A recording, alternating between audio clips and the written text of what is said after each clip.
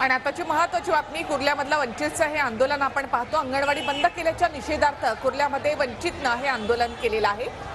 Notice न देता अंगणवाडी बंद केल्याचा वंचितचा आरोप आहे आणि त्या विरोधामध्ये गेटच्या बाहेरच वंचितनं हे आंदोलन केलेलं आहे।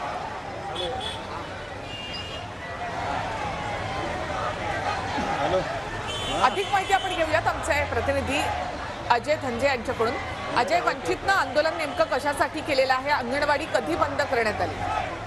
मॅम, विभागात येणारी जे अंगणवाडी आहे वंचितची, ती प्रशासनाकडून कुठलीच नोटीस न देता तोडण्यात आली होती। त्या निषेधार्थ आज वंचितच्या पदाधिकाऱ्यांनी जे आहे कुर्ला एल विभागाच्या महानगरपालिकेच्या ऑफिसवर धडक मोर्चा काढलेला होता।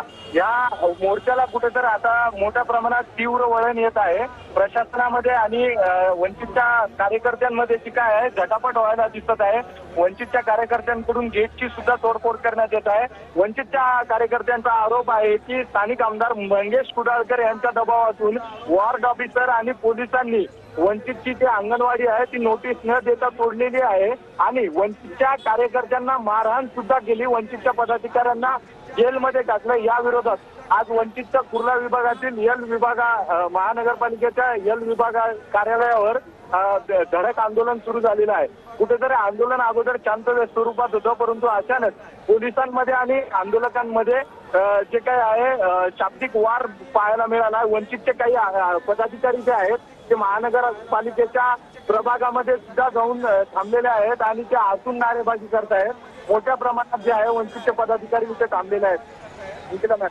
नक्कीच अजय, या ठिकाणी आता विभागीय अधिकारी वगैरे कोणी या चर्चेसाठी इथे आलेला आहे का?